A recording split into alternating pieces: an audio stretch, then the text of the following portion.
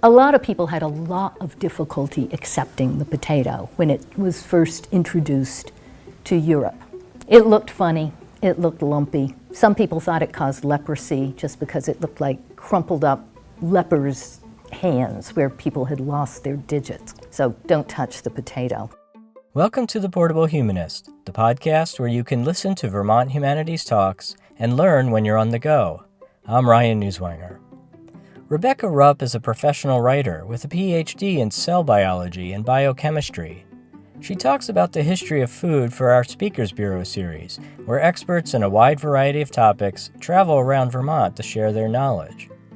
One of the most popular topics in the Speakers Bureau is Rebecca's presentation about the history of common garden vegetables. In this talk, she discusses how George Washington was nearly assassinated with a plate of poisoned peas, and what Benjamin Franklin thought of asparagus. She also covers state vegetables and fruits, and discusses several vegetables that were developed in Vermont. We've lately edited the version of her talk that she gave at the Deborah Rawson Memorial Library in May of 2017. Thanks to Mount Mansfield Community TV for the original recording. Here's Rebecca. Usually I start out with our very own vegetable, the Gilfeather turnip, which, as I'm sure you all know, is now our official state vegetable. It's an interesting choice because historically the turnip has been a pretty low-grade veggie, noted for feeding hogs and peasants. The first cultivated turnip was actually an Asian turnip that was grown for its oil-bearing seeds. So it was squished for oil. It wasn't, gnawed for its root. And this oil-bearing turnip is commonly known as rapeseed or rape. And during the 19th century, this was the oil of choice for oiling steam locomotives, for illuminating lighthouses. The name, however, was eventually changed because we got a little squeegee about the word rape. And so now we have canola oil instead of rapeseed oil. Nobody thought much of turnips. I mean, there's a whole literature of nasty turnip sayings. If you were a turnip eater, you were just a lowbrow hick from the sticks who knew nothing. Something that was not worth a turnip was not worth anything at all. Interestingly enough, though, there were a lot of giant turnip stories.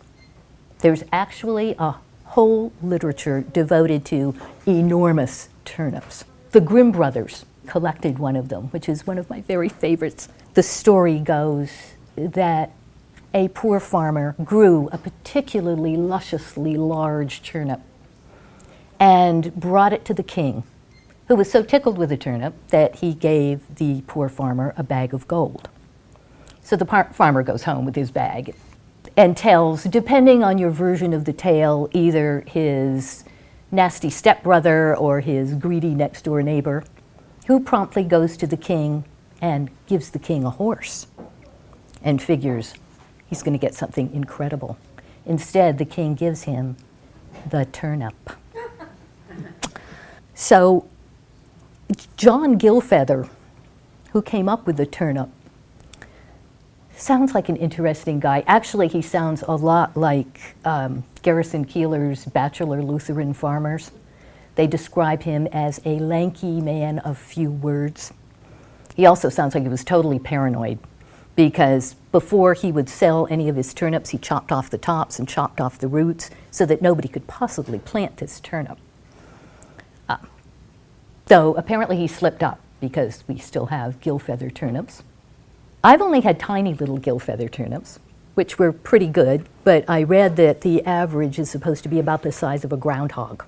So that's a pretty hefty turnip. Turnips are the things that you eat when you've got nothing else to eat. Following World War I and II, we had periods of what people called the turnip winter, when you really were making practically everything you could think of out of turnips. During World War II in Great Britain, turnips were hot stuff. They had a minister of food during World War II, Lord Woolton, who spent a lot of time coming out with pamphlets showing people how to make practically everything out of vegetables, or how to use organ meats instead of actual beef. But one of his inventions apparently was something that came to be named after him, called Woolton pie, that seems to have been primarily a turnip pie. And there was a story told by one of the women who kept an extensive diary at the time, who said that her 6-year-old would burst into tears at the phrase Woolton pie. So you can see turnips are very undervalued. I'm really glad that we have picked the turnip for our state vegetable. I think this is a move for turnips. There's a slight hitch in that our state turnip is actually probably a rutabaga. Genetically, a rutabaga is a cross between a turnip and a cabbage that probably showed up sometime in the Middle Ages in Scandinavia. Well, a cabbage has 18 chromosomes, a turnip has 20 chromosomes, a rutabaga has 38, and that's what the Gilfeather turnip has, so I think it's a Gilfeather rutabaga. What's interesting, too, is where state vegetables came from in the first place. For one thing, there's a lot of question about what's actually a vegetable. What's a vegetable? What's a fruit? Well, there are a couple of answers. One is botanical and one is political. There's also a parental vegetable. You know, fruit is what everybody's okay eating, and vegetable is what you feed to your imaginary dog under the table. Fruits, botanically, are anything that develops from the fertilized ovary of a plant. So fruits in the vegetable garden are things like tomatoes, peppers, cucumbers, pumpkins, squash. Anything that doesn't develop from the fertilized ovary, anything that doesn't have seeds in the middle of it, is a vegetable. So lettuce and spinach, which are leaves, carrots and beets, which are roots, potatoes, tubers, celery, which is a leaf petiole. You know, the leaf petiole is that little skinny stalk that connects the leaf to the branch. In celery, this is greatly enlarged. So celery, you're eating the petiole. In any case, to a botanist, those are vegetables. But then there's the political vegetable, which really became famous in the 1880s when a guy named John Nix imported a batch of tomatoes from the West Indies into New York City. And at the time, there was a tariff in place that said foreign vegetables, you have to pay a tariff duty of 10% before you can land your veggies. Well, Nix, who happened to know his botany, said, no way, tomatoes are fruits. I'm not paying. This thing went all the way to the Supreme Court. And a judge named Horace Gray actually ruled on the tomato and said, well, we don't eat tomatoes for dessert. The tomato is eaten in the salad along with the meat and potatoes as part of the main course. And therefore, politically, I'm ruling that the tomato is a vegetable. So John Nix had to pay up. Well, this didn't go away. Then there was, almost a few years later, there was a case involving beans, when the bean importer said, beans are seeds. And this ended up in front of the Supreme Court with opposing attorneys, one of whom was brandishing seed catalogs and saying, look, seeds, and the other one who had the Boston Cooking School cookbook and said, baked bean recipe right here. And so the beans were ruled a vegetable. Later, truffles, onions, and water chestnuts were all Supreme Court rulings as vegetables, but not rhubarb. Rhubarb, which, like celery, is a leaf petiole, well, it's a fruit. Legally, it's a fruit, presumably because it goes into strawberry rhubarb pie. Then the European Union stepped in on this, and they ruled that carrots, sweet potatoes, and tomatoes, again, are all fruits because they're used to make jam. The state symbols didn't help much here. All of these state symbols come out of the World's Columbian Exposition of 1893, aka the Chicago World's Fair. which was a huge splash in 1893. It had 27 million visitors, 65,000 exhibits, 200 buildings. It had a herd of ostriches. It had a 22,000-pound cheese from Canada, which, when they tried to put it in place, crashed through the floor of the Canadian building and had to be moved to the Hall of Agriculture. I mean, this was a thrill. But what they also had, started by a ladies' gardening club, was a national garland of flowers. And the idea was that each state would pick their signature flower and enter it in the national garland. And this was a mess. You know, there were a few states, I think Minnesota roared right in there and said, we picked the lady slipper, and that was it. But everybody else just dissolved into arguments before state legislatures and votes on the parts of school children.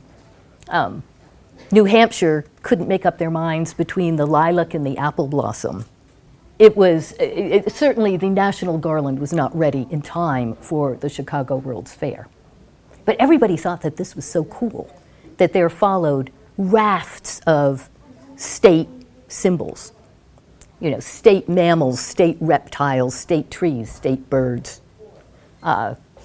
We have a state beverage. It's milk. Texas has a state footwear, cowboy boot. Maine has a state boat. But when it came down to the state vegetables, it got very complicated because not everybody was really clear on what to do here. So Tennessee and Ohio, both, I always have to look this up, both have the tomato as their state fruit. Arkansas, which sat right on the fence, has the tomato as their state fruit and their state vegetable. Louisiana had already picked the sweet potato as their state vegetable, so they deemed the tomato their state vegetable plant. I mean, you tell me how that one works. But the most fascinating one is Oklahoma. Oklahoma's state fruit is the strawberry, but its state vegetable is the watermelon. And the reason for this is the congressperson who proposed it came from a watermelon growing county in Oklahoma, had, as a young man, won a watermelon seed spitting contest at a state fair and was very pro-watermelon. And he argued that the watermelon is loosely related to the cucumber and the gourd, which are both quite vegetable-like, and therefore the watermelon should be the state vegetable. And it is. So you see how sensible our turnip looks compared to some of this. So Vermont unique vegetables. We've also got a potato. Though our potato has a sad story behind it. Potatoes have a bit of a convoluted history. They were actually first domesticated in the Andes of Peru because the potato, unlike practically everything else, will grow up to 15,000 feet. So, you know, halfway up Mount Everest, you could have a potato patch and you'd be fine. The name potato, unfortunately, comes from batata, which was the Caribbean word for the sweet potato, which is no relation whatsoever to the potato. The sweet potato is a member of the morning glory family. And it's actually a root, unlike the potato, which is a tuber, which develops from a stolon, which is an underground stem. So they look kind of alike, and we eat them kind of alike, but no, they're not alike. A lot of people had a lot of difficulty accepting the potato when it was first introduced to Europe. It looked funny, it looked lumpy. Some people thought it caused leprosy just because it looked like crumpled up lepers' hands where people had lost their digits. So don't touch the potato. In England, eventually, there was a guy named William Cobbett who was frothingly anti-potato. He said even to taste the water that a potato had been boiled in would cause irreparable moral damage to the eater. But the potato, like the turnip, was thought to be a really cool solution to the dietary needs of the poor, the army, orphanages, insane asylums. You know, everybody wanted to shove the potato on somebody else, just like the turnip. The first potato recipes came out of Germany, Prussia, where supposedly Frederick the Great got all of his peasants to grow the potatoes. Frederick was around in the mid to late 1700s. And there are a couple of stories about how Frederick finally convinced people to eat potatoes, which nobody wanted to touch. One of them was probably the nicest, is that he went out on the palace balcony and ate a potato and showed everybody how scrumptious it was. There's another one that's turned out to be apocryphal but is adorable, which is that he planted a patch of potatoes and set guards around the patch, thus implying to everybody that these things were so yummy and so valuable and so delicious that they were worth guarding. People then stole them and started their own potato patches. And the third story, which frankly sounds the most like Frederick the Great, was that he threatened all peasants who refused to grow potatoes with having their ears and noses cut off. Anyway, they picked up on potatoes. They became a big potato growing country, published the first known European potato recipes. And from then on, wars in Germany and its subsidiary states involved armies tromping back and forth and destroying each other's potato fields. There was a war actually called the Potato War, just for that reason. France supposedly picked up on potatoes from Germany through a guy named Antoine Parmentier. Antoine fought in the, I think it was the 7 Years' War, was slammed into a Prussian prison where he languished for a good long time being fed on potatoes, and nothing but potatoes. So when he was finally released and came back to France, he entered a contest which was offering money to whoever could come up with a way of solving famines in France. And he proposed the potato. Nobody was too enthusiastic until he finally got to court and convinced Marie Antoinette to wear a little sprig of a potato blossom in her enormous coiffure. And after that, potatoes went. There's a story of Benjamin Franklin while he was visiting France in the late 1700s, enjoying an all-potato dinner at the French court.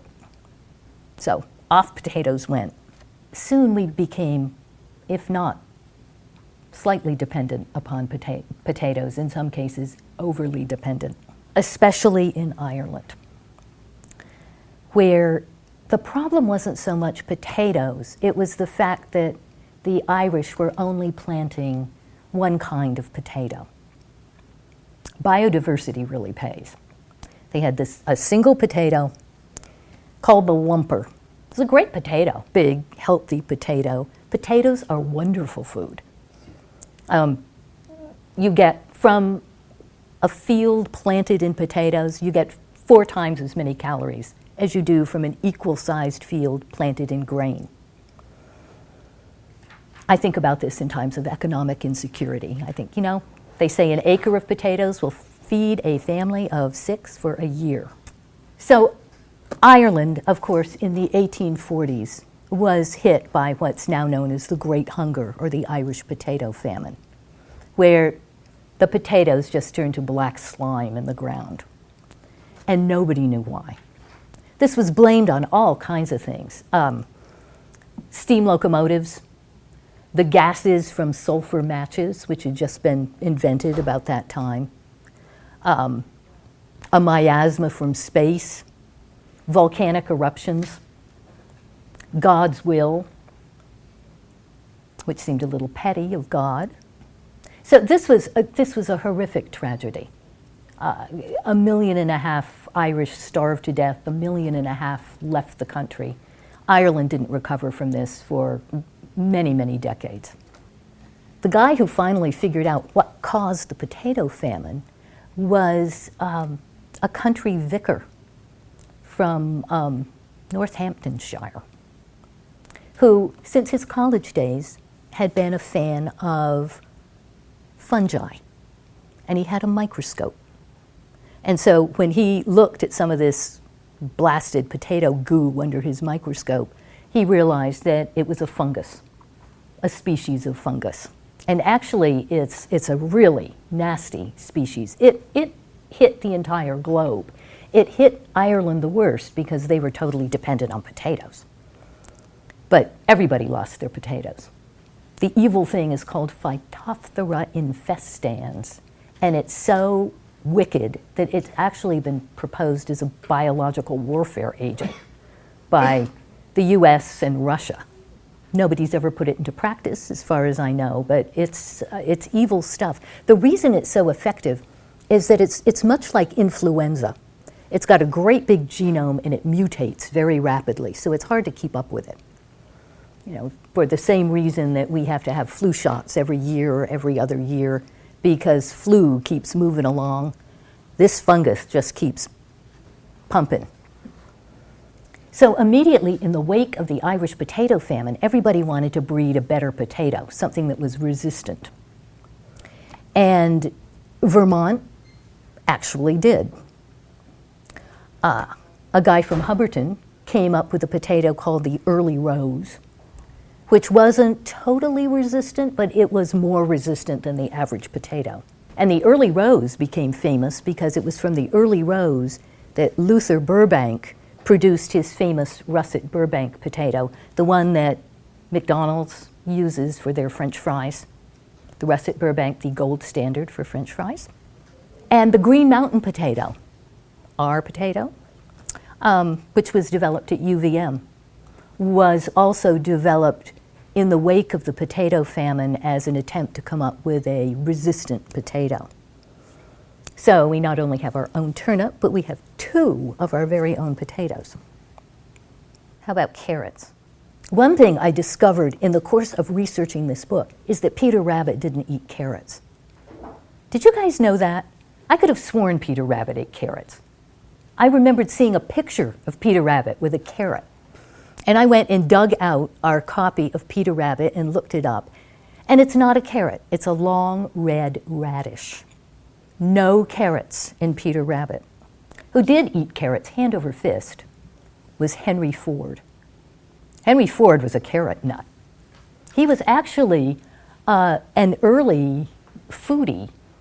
He was a defender of soy products way before these were popular. He was anti-milk, he was anti-meat, but he was thrilled with carrots, which he thought held the secret to longevity.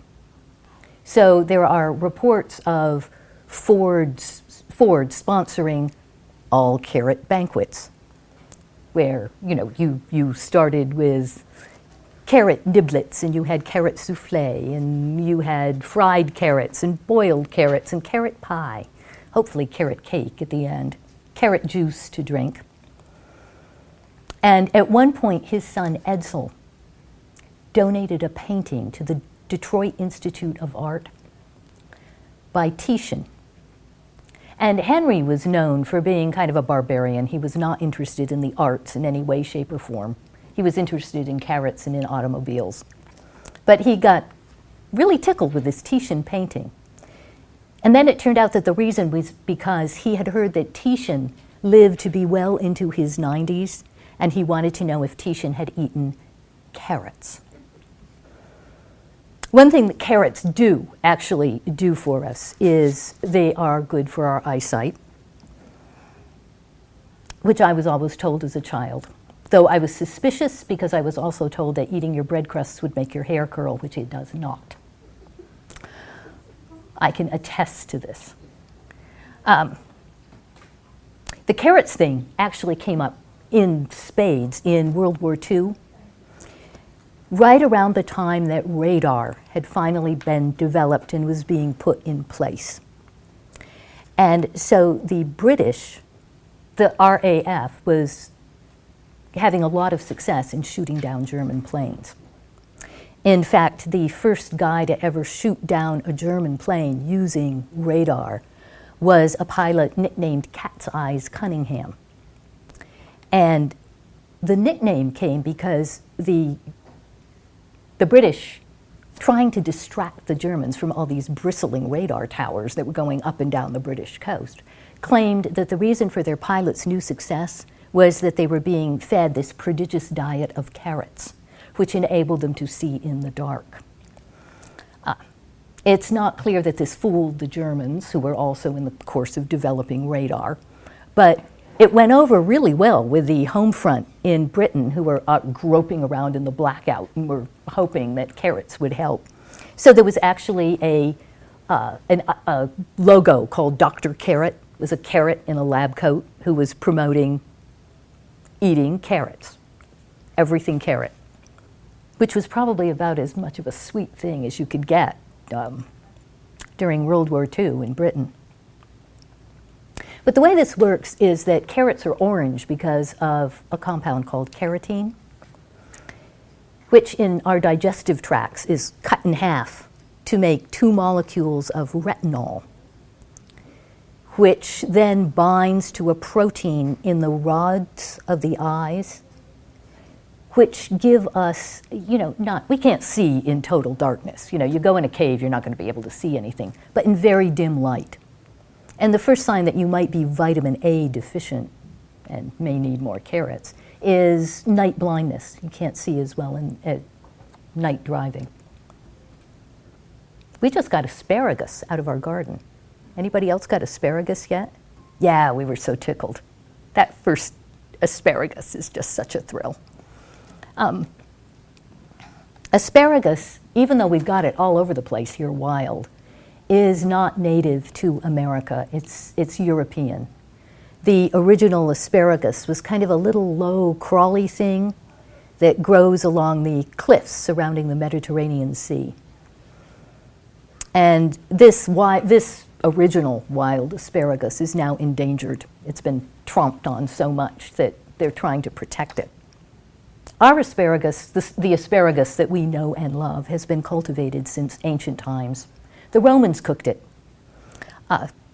There was a saying in ancient Rome, quicker than it takes to cook asparagus, which indicates that they liked an al dente asparagus. You just popped it in boiling water and, maybe it was still a little crunchy.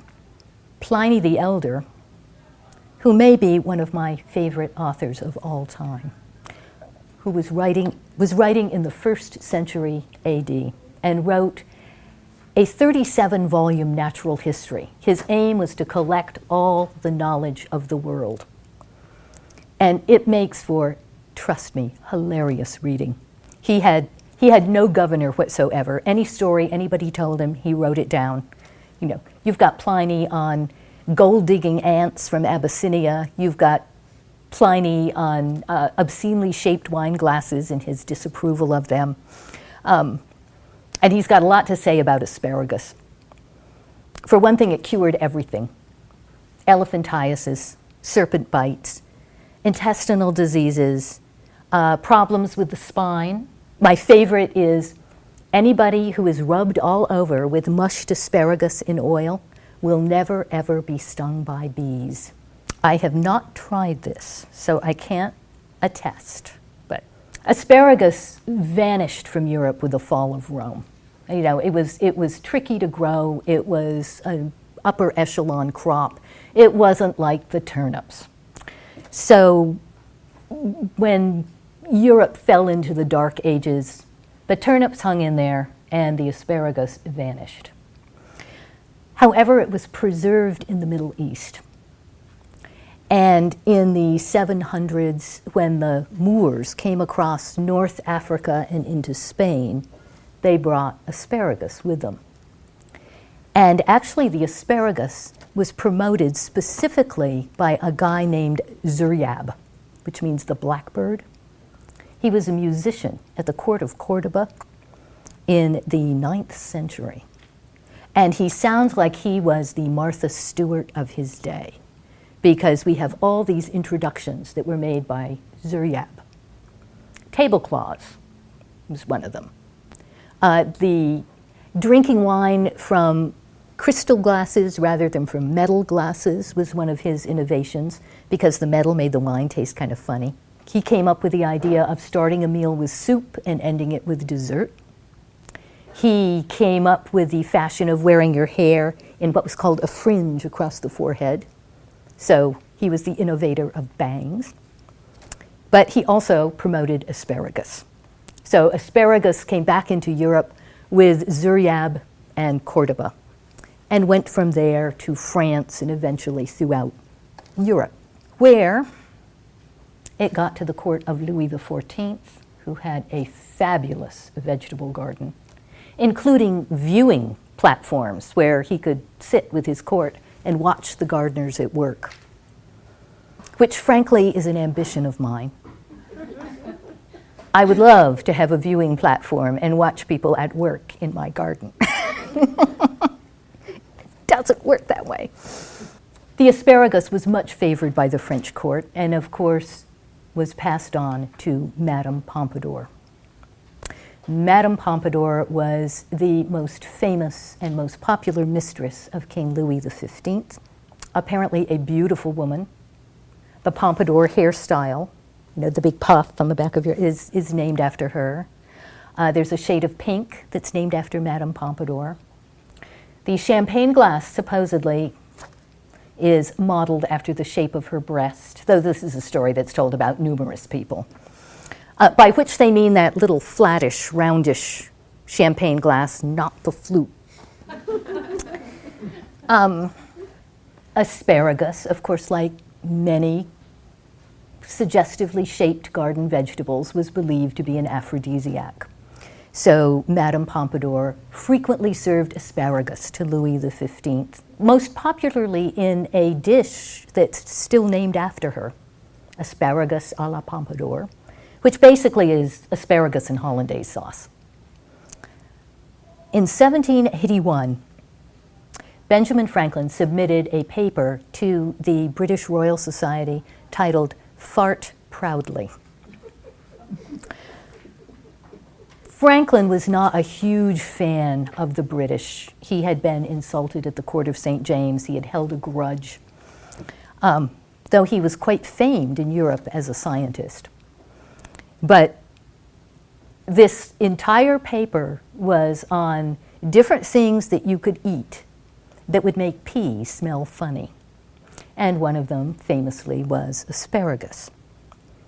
He didn't know why this happened, but subsequent science has shown that it's because asparagus contains a compound called asparagusic acid, which is broken down into a bunch of nasty-smelling sulfur compounds, including methane thiol, which is the stuff that makes skunks smell so repulsive. So that's what happens after a huge meal of asparagus. Tomatoes. Tomatoes look absolutely luscious. I don't understand why they weren't accepted more rapidly in Europe, but they were not. They come from Central and South America, were imported into Europe by the Spanish conquistadors, and a lot of people looked at them and said, ugh. One reason was that the foliage smells funny. You know how tomatoes in the garden, there's a definite tomato odor. I don't think it's that bad, but apparently this put off a lot of people. Then European botanists realized that the tomato was related to deadly nightshade. It's a member of the nightshade family, like peppers and potatoes. But this was off-putting. Deadly nightshade doesn't sound good. And the plants in this family make a wide range of alkaloids, some of which are deadly poison, such as strychnine, nicotine. The alkaloid in tomatoes is called tomatine. It's very mild, especially compared to strychnine. But it was enough to make people nervous. And so the tomatoes were nicknamed wolf peaches because it was a parallel to the poisoned chunks of steak that were put out to poison wolves. So a wolf peach was something that looked absolutely yummy, but was going to kill you dead as a doornail, though it didn't. The idea of tomatoes as poisonous is kind of overplugged in the United States. We have a tomato historian, Andrew Smith, who's written several books solely on the histories of tomatoes. And from him, I learned that my favorite tomato story is completely fake. It's what he calls fake lore. Everybody repeats this story. We all love this story, but it's not true. It's about a Colonel Johnson of Salem, New Jersey. And there's so much detail about this colonel. You just cannot believe he's not real. As a child, he is said to have slapped a British regular during the Revolutionary War. He always dressed in imitation of George Washington in white stockings and buckled shoes and knee breeches. And he liked tomatoes. So to prove to everyone that tomatoes were harmless, he was going to eat a bushel of tomatoes on the steps of the Salem, New Jersey courthouse. Apparently this was a big town gathering. There was a band there playing dirges. His doctor was there, advising him that the tomato skins would stick to his stomach and he was going to die frothing at the mouth and in agony. And supposedly he ate his tomatoes and walked away and lived to a ripe, happy old age. There's not a jot of it that's true. Smith went to Salem, New Jersey, and went to the library and went to the Historical Society, and there's no Colonel Johnson, and there was no tomato eating. But you just hate to let that one go. You know, that's such a good story. Actually, what they think happened with the tomatoes, and why the tomatoes had a particularly bad reputation in New England, is that we could not grow them. This was before the era of multiple tomato cultivars, especially tomatoes that were cold adapted. Tomatoes grew perfectly well in the South. Thomas Jefferson, in his mammoth garden at Monticello, grew tomatoes. And the Virginia Housewife's Cookbook, which was written by Mary Randolph, who was a distant connection and is thought to contain a lot of original Jeffersonian recipes, had 17 different recipes for tomatoes, including gazpacho. Surprisingly modern. So where you could grow tomatoes, it seemed that people did grow tomatoes. In New England, where we were slow to adopt them, they were unfamiliar. We probably just couldn't grow the things. Or maybe it was sour grapes. You know, we can't have them, so they are poisonous. Tomatoes are sort of fascinating because there's a huge nutritional difference between raw tomatoes and cooked tomatoes. And, you know, your immediate response is, you know, if it's raw, it must be better. You know, it's closer to the earth, you've just picked it off the vine, this must be better for you. Well, as it turns out, it's not true. You guys remember during the Reagan administration when there was a big hoo-ha because ketchup was declared by Congress to be a vegetable for purposes of children's school lunches? And we all thought that sounded terrible. You know, come on, ketchup. Well, as it turns out, one of the major nutrients in a tomato is lycopene, pigment that makes tomatoes red. It's also an antioxidant. It's very good for us. Beefs up our immune systems, is good for cell health and reproduction. Well, lycopene exists in two chemical forms. In the raw tomato, it's in the trans form, which is a little sticky thing like a needle. And that's very poorly absorbed by our digestive tracts. If you cook it, if you boil it up in olive oil and make tomato sauce out of it, or dare I say ketchup, the lycopene coils up into the cis form, which is like a little snail. It's a little curlicue molecule, and that's much more readily absorbed. So you get 50% more lycopene out of tomato sauce than you do out of a delicious raw tomato, which I am so looking forward to. Let me tell you about peas really fast. Peas are cool. The original peas were apparently sort of horrible. They were so heavily starchy that they were actually eaten like we eat chestnuts. They were roasted and then peeled. And the reason that peas with mint was such a big thing for such a long, long time was because it was believed that these heavily starchy peas needed a lot of help. I mean, these were the peas of peas porridge. And the mint described the kind of starchy taste. Really good peas only came in the 18th century. And some of the first ones were developed by a guy named Thomas Knight, who is one of my favorite horticulturalists of all time, if you can have a favorite horticulturalist. Most people don't, but Thomas Knight was able to indulge his interest in plants because his older brother died. He inherited a castle and a fortune and 10,000 acres of land. And he'd been interested in plants since he was a little tot when he saw the family gardener planting what looked to him like little pebbles.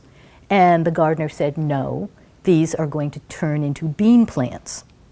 And he was so tickled at the thought that he went out and planted his pocket knife, hoping that his pocket knife would turn into a pocket knife tree.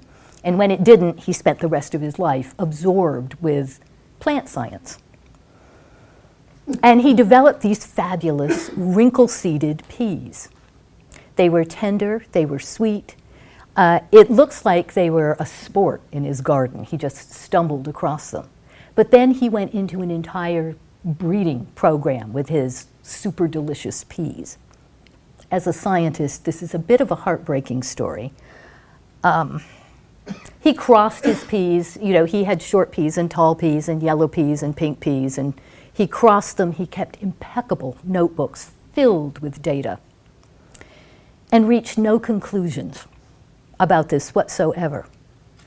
50 years later in Austria, a monk named Gregor Mendel did the same experiments with peas, got the same data, and developed the theory of inheritance from which all of genetic science comes. So if Knight had just made that one extra step, we would have Knightian genetics instead of Mendelian genetics. And your heart sort of breaks for him, even though he did have a castle and 10,000 acres and was rollingly rich, whereas Gregor Mendel was a monk. But Knight's peas, they were wrinkled up because they're mutants. They're missing an enzyme, so that they cannot convert sugar into starch. And these peas became wildly popular all over Europe. The Americans picked up on them. We loved them. Thomas Jefferson, of course, grew them, and George Washington loved them. And in the course of the American Revolution, when Washington was being thoroughly trounced on Long Island and around the city of New York, he took his staff and went for dinner at the Fraunces Tavern, which is still in New York. And there was a loyalist named Thomas Hickey who had decided that he could take care of the American Revolution and he would poison Washington's plate of peas. Luckily, the peas were intercepted by Phoebe Fraunces, who was the tavern owner's young daughter. So they never got to the table, and Washington survived, and we won the Revolutionary War. So peas, that was all that stood between us and the Revolution. Thomas Hickey came to a terrible end. He was apprehended. He was hanged before a crowd of 20,000 in New York. Winston Churchill was a fan of peas. There's a wonderful Churchill quote that says that the best things in the world are hot baths, cold champagne, old brandy, and new peas. You have to love it. Oh, and I've got one lima bean story. I'll be quick. There's a woman named Frances Trollope, who in the early 1800s came to America with 3 or 4 of her 6 children because her husband was deeply in debt in Britain, and she was going to save the family fortunes by opening a bazaar in Cincinnati. This was the worst business plan in the world. Cincinnati at the time was a frontier town. The bazaar that she envisioned was kind of a version of a early 1800s shopping mall. It was going to have a tea room, it was going to have lectures. And of course this thing went out of business almost immediately. It was called Trollope's Folly. They all made fun of her. So she decided that, all right, she's not going to lose everything on this trip to America. She will write a travel book. I mean, who wouldn't, right? So off she goes on a whirlwind tour of America. She hated everything she saw. Everything was loathsome. The people were rude, the men chewed tobacco, the women called you honey. Even Niagara Falls was much less sublime from the American side of the border. It was really much better from the British side. She didn't like watermelon. You could only choke it down if you doused it in claret. So the book she published was called The Domestic Manners of the Americans, and it sold like hotcakes. She had a bestseller to beat all bestsellers. She made a fortune on both sides of the Atlantic because the British all wanted it so they could hear how awful the Americans were, and the Americans all wanted it so that they could see what she said about them. And one of the few things that she said anything nice about was lima beans. She felt that the Americans really did not deserve this delicious vegetable, which had better be adopted in Britain. So, lima beans. Frances Trollope. Well, guys, thank you so much for sitting here and listening to me talk about veggies. That's writer Rebecca Rupp talking about the fascinating history of common garden vegetables. Thanks for listening to The Portable Humanist. Visit our website at portablehumanist.org for a transcript of this episode and for more information about Vermont humanities.